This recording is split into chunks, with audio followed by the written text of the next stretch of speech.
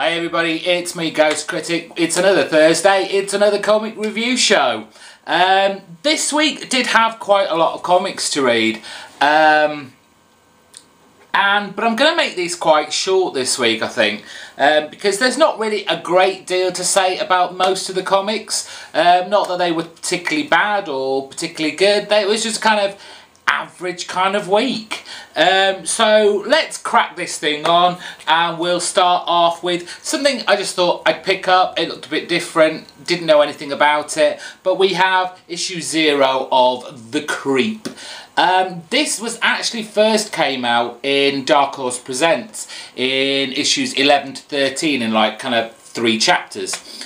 And basically you have a detective story, an old romance, a double suicide, and a little bit of a twist at the end. I don't know whether this is going to become an ongoing series, but it was okay for what it was. It sounds strange to say, but it is a kind of a typical Dark Horse kind of comic, both in storytelling and in art style. Not that either of those are a bad thing. If you're interested and you didn't pick it up in the Dark Horse Presents issues, then give it a try. It's something different. Something I didn't think I'd pick up because I wasn't too impressed with issue 1. Didn't have that kind of Image first issue grab on me, but I saw the cover of issue 2 and just thought it looks really good. It is called Creech Hunters issue 2. And things move along a lot more in this issue. The first issue, as I said, it didn't really grab me. There didn't appear to be a lot of things going on. Too much kind of character work, but not enough to go, I'm interested, I want to know the backstory of some of these characters. And it plodded along quite a lot. But issue 2 certainly ramps up the action and the kind of freaky element and this kind of X-File-ish kind of storyline. It certainly has a lot of weird creatures hanging around, and no more so than our final page. This huge monster that's basically killing any animals that it comes across. I think with issue 2 it's definitely piqued my interest a little bit more, and I probably will look out for issue 3. So give it a try.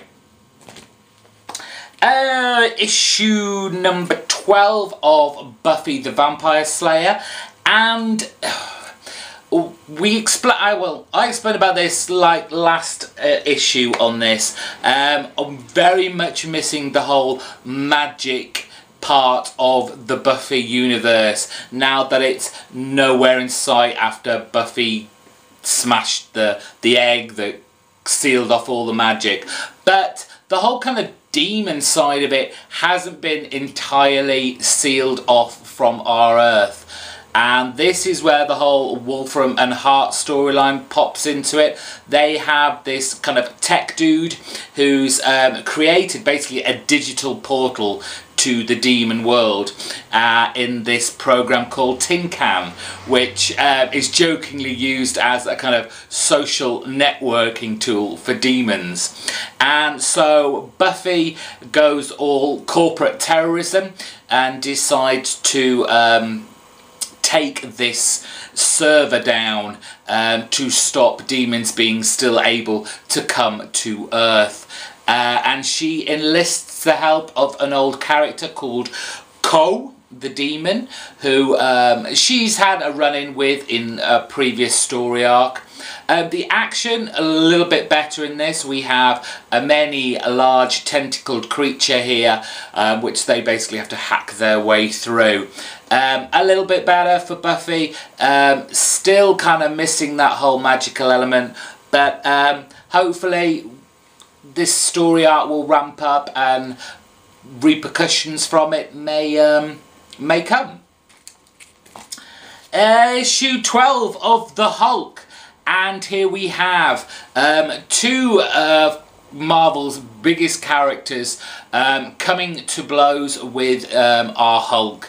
And they both have had run-ins with the Hulk previously. That is, of course, you can see on the cover we have Wolverine and also the Thing from the Fantastic Four. We found out in the last issue of the Hulk that right at the end the Hulk had been in prison, but we didn't know where.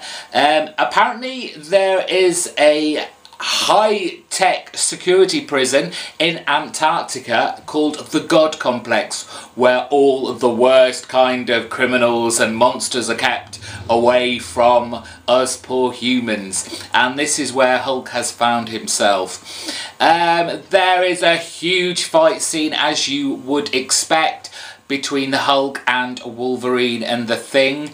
It's fun, and of course right at the very end we find out Banner's big plan. Why has he been going to all these places from the previous issues, up in space, at the bottom of the sea, in that kind of mythical Wendigo Sasquatch retreat, why he'd been going to all these places and picking up things from there. We finally find out at the end of the issue what this was all about.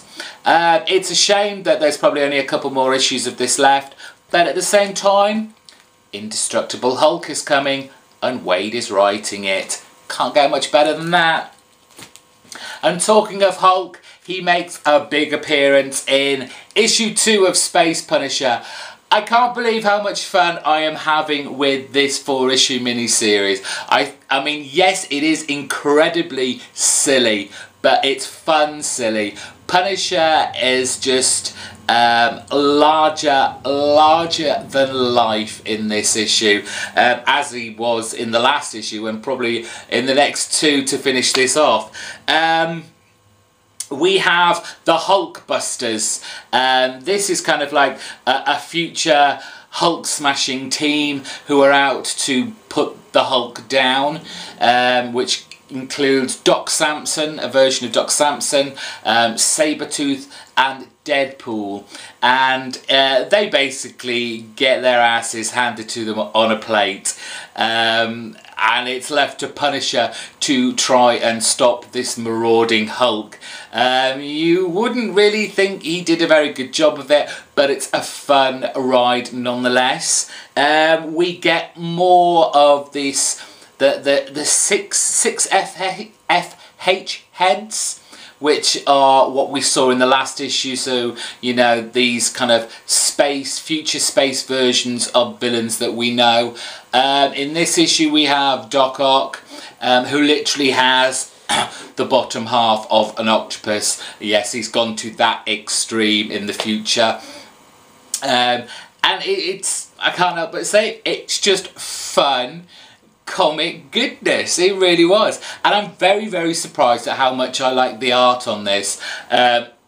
It's a painted artwork, and it's not something I'm usually drawn to, but it just has this kind of weird kind of Saturday morning cinematic draw for me. I can't explain it any better than that, but it's such a fun comic to read. Pick this up. Issue 12 of Batman and Robin, and not a great deal happens in it, to be fair. There's the big smackdown between Terminus and Batman. It's guns firing, it's armoured suits, it's one side getting the upper hand and then the other side getting the upper hand, and there's a big bomb, a rocket bomb that Batman has to stop, and it's all very, you know, blockbuster, big action film. But it was just at the very end. I mean, you even have all the Robins coming in to pitch in against the rest of Terminus's criminal gang. But it was, for me, the bit that just kind of made this issue worthwhile at the end of the day was the little interaction between Nightwing and Damian as Robin. Because we know in the last couple of issues Damian has been going head to head with previous Robins to prove that he is the best, he will always be the best, and these were just pretenders to the Robin throne. And Nightwing isn't going to put up with this, so to speak, and he just turns around to him and hands him his baton, his club, whatever it was, and just says, you know, look, there you are, put it on your wall, trophy wall, whatever. Just remember, you're wearing the R costume already. You've got nothing to prove. And it was just a really kind of touching, telling moment. I'm quite upset that like all the Robins didn't get together and play a really big nasty trick on Damien, but this was a nice touch to finish that storyline off. Nothing fantastic, it was just an average Batman and Robin comic, but it was entertaining nonetheless. And the last two comics, and the ones that I want to talk a little bit more about, one for not that great a reason, and the other one because it's my pick of the week and it was such a good comic that came right out of nowhere, to be honest. We have Daredevil Annual 1. Now, I don't know whether I'm kind of fixating on the recent DC annuals that come out, and I know Marvel are very much like this in the sense that their annuals seem to have nothing to do with anything else that is going on in the universe, for that Marvel universe, for that title at the time. And this is no exception. And this is what DC are doing so well with their annuals at the moment. And I guess they've got a better kind of inroad to this in the fact that they have this new universe. They have to have these annuals that still connect with their universe. But this just kind of seemed odd to come out right now. We've got Mark Waid writing a phenomenal run on Daredevil, and the roads and the madness of Matt yet again, his kind of breakdown, bottling it all in, but it's still sizzling under. And then you have this, which isn't really anywhere. We have a very kind of sane, together Daredevil going against this Destine family. Now, I'm not aware of these, I've not come across this family before, but they seem to have a history within the Marvel Universe, and characters that turn up in this issue have had interactions with this Destine family before. So you've got cameos by Doctor Strange, a character that looks incredible. I thought it was, I had to quickly look and check I was reading a Marvel title, but there's a character that looks immensely like the Creeper, and I had to double check. I still don't know who this character is in here, but it was very, very similar. There are some very cool artwork in here by Farmer and Rodriguez. The double splash page of Daredevil when he first meets Her Majesty, and she kind of tries to look in his mind, and you get this double page spread of all his villains, all, you know, that he's come across, and it's a very dynamic, bold, very nice artwork indeed, and it happens quite a lot throughout. The artwork is worth it for buying this, picking it up itself, but the storyline just didn't really do it for me.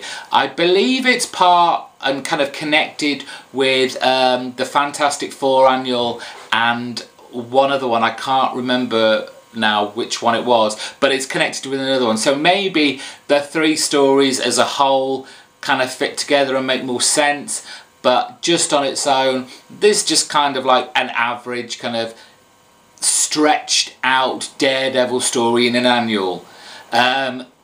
Buy it for the artwork. If you've got, for this, if you're in America, if you've got $5 to spare, pick it up. If you're expecting to see a continuation of the Mark Waid story that's going on, then really don't bother picking this up. Finally, my pick of the week is Batman issue 12. And it's very, very surprising issue.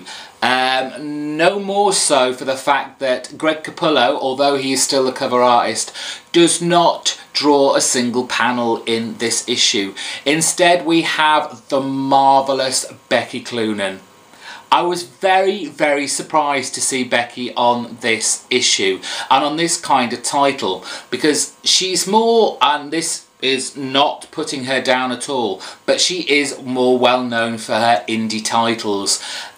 She almost has this kind of a manga-esque style to her artwork, and there are glimpses still of it here. So for anyone who has been used to and have been loving the Greg Capullo art, you're probably not going to like this, but you should.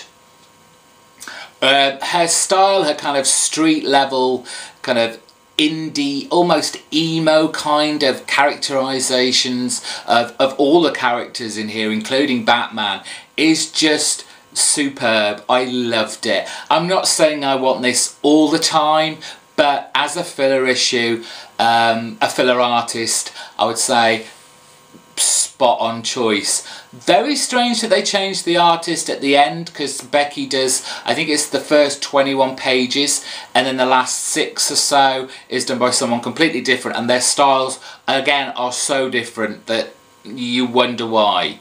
Maybe Becky's got other things to do, or maybe she didn't have time to finish it, so they quickly threw someone else on. I don't know, but the juxtaposition between the art styles, a little bit off-putting, but the story still continued. And what was the story? Well, we have an almost Batman-less story. We are centering on 2 teenagers who live on their own. They're from a broken family. Their father is a bully. He's obviously treated his children very badly, and it's kind of presumed that they've run away, and now they are living in a flat in this part of Gotham called the Narrows, and the Narrows is not a nice place to live. The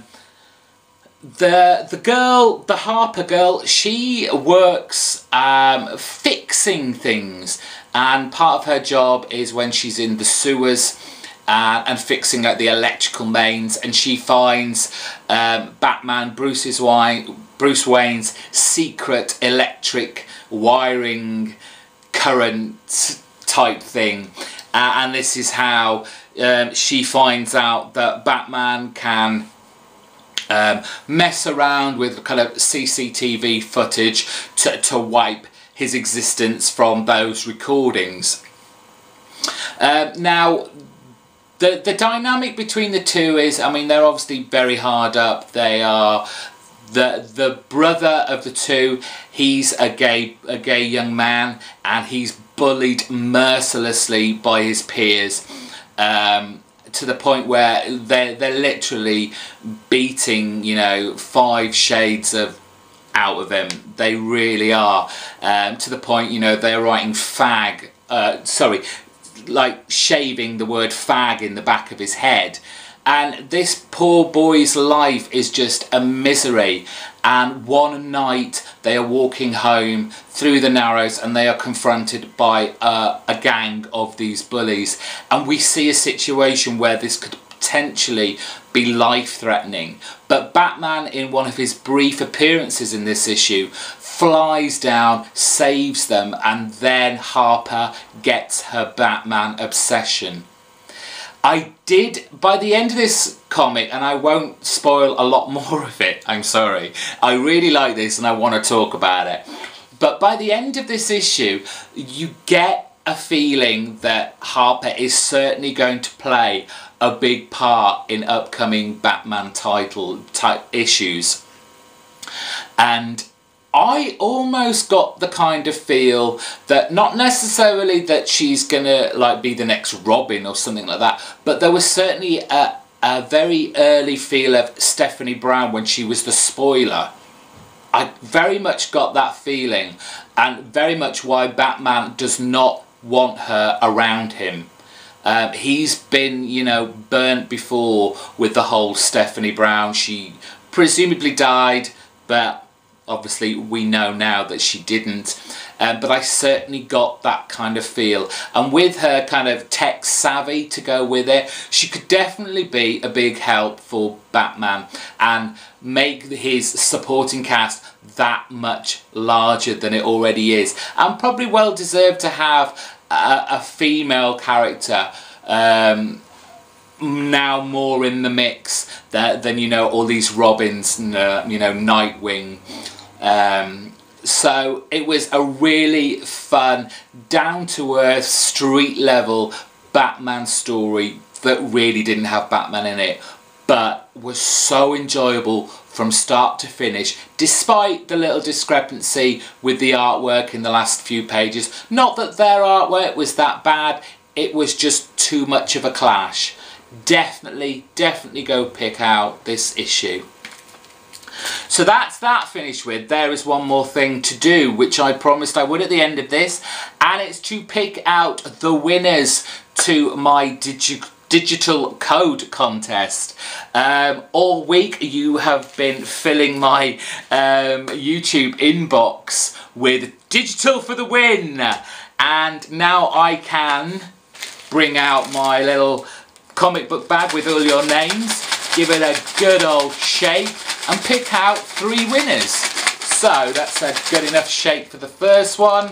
Let's go in here and pick out a name, and the third prize, who will get 2 codes for Ultimate X-Men and 3 codes for Wolverine and the X-Men, is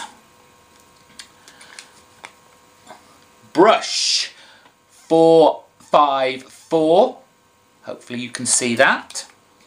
Let's give it another shake. Second prize, you will get codes for 3 issues of Amazing Spider-Man and 3 issues of The Incredible Hulk, and that prize goes to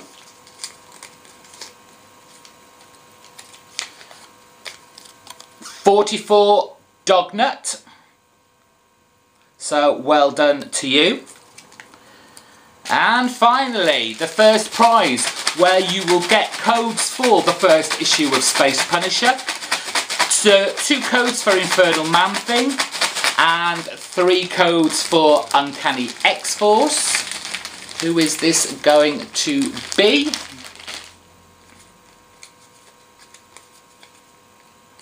We have £10 Cakes. Hope you can see those names. So well done to all you who won those. I will be sending you a PM with those codes very shortly. And that's it for this week. I hope you enjoyed the reviews. As always, subscribe if this is your first time. Up on that subscribe button. Give it a big thumbs up to tell me you liked it. And, you know, some comments would be nice. Take care and have a good weekend, folks. Bye-bye.